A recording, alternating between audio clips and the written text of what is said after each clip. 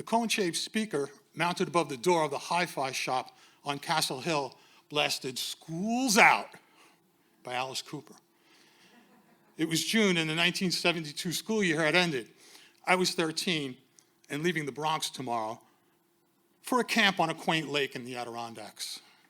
Many chores before I left, including painting the garage doors, packing my clothes, but most vital was to score an ounce of weed.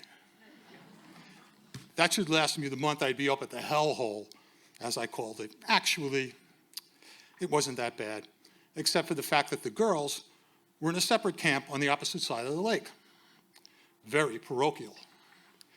The worst thing was to be caught spying on the Girl Scout. On the bus ride north, I befriended Tim from Brooklyn. Being from diametrically opposed boroughs, we were supposed to be arch enemies. But we had a lot in common. The Mets, the Stones, and our love of herb. A boring week of swimming, softball, and crafts began to evoke an appetite for the risque. In a quest to feed this need for excitement, late one night, we stole an old rowboat. Sharing a joint along with the oars, we made it across the girls' side of the camp. Our hormones percolated at the thought of seeing some flesh through an open window. We stationed ourselves in the woods with the perfect view of a vulnerable open shade. We smoked another doobie and snickered. After 20 minutes, our only prize was one fully clothed girl walking past the well-lit fenestra. Hearing the crunch of branches behind us, Tim turned and bolted. I was a little slow to catch on. Blame the weed. By the time I turned around, there were at least 20 young ladies staring at me. "A peeping Tom," one yelled. "Let's teach him a lesson," another scowled. "We'd like to see you," a third chimed. "Get out into the open."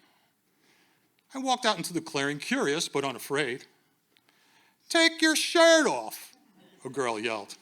I was still not intimidated. "He looks like a little baby boy," a girl mocked. "Make him take his pants off," they all giggled. I think I'm going to leave now. I was beginning to feel a little uncomfortable as my machismo quickly melted away.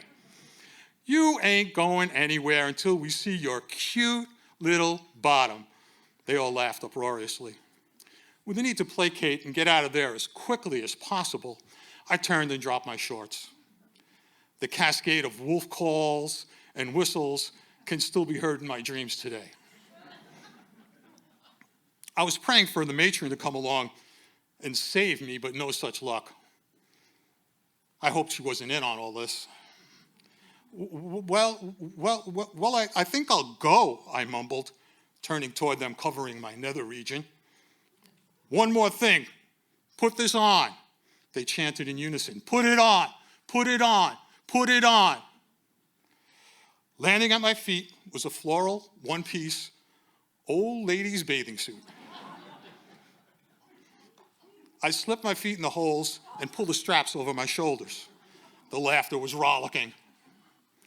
My privates dressed left with a peekaboo.